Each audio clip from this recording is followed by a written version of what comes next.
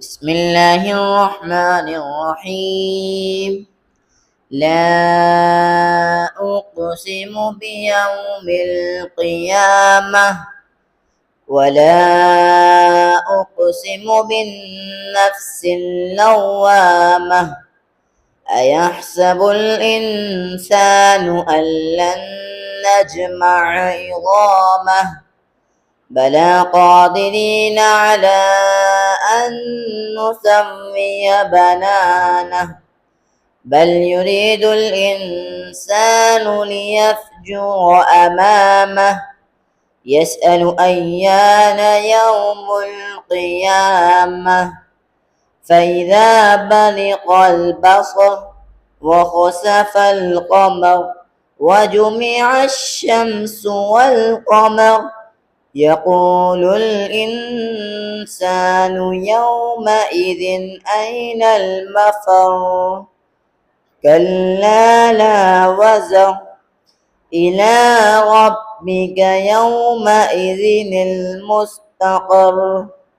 ينبأ الإنسان يومئذ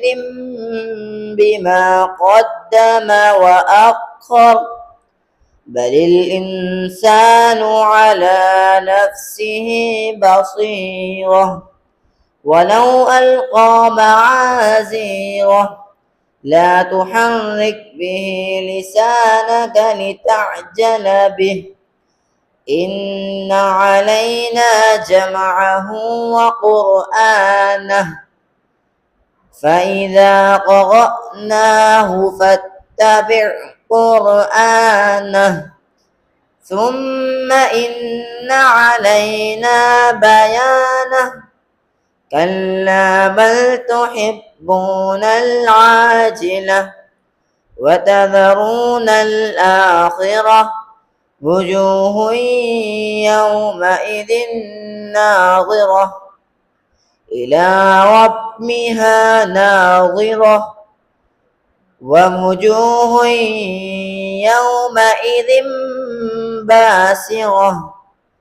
تظن أن يفعل بها فاقرة كلا إذا بلغت التراقي وقيل من راق وظن أنه الفراق والتفت الساق بالساق إلى ربك يومئذ المساق فلا صدق ولا صلى ولكن كذب وتولى ثم ذهب إلى أهله يتمطى أولى لك فأولى ثم أولى لك فأولى أيحسب الإنسان أن يترك سدى ألم يك نطفة من مني يمنى ثم كان علقة فخلق فسوى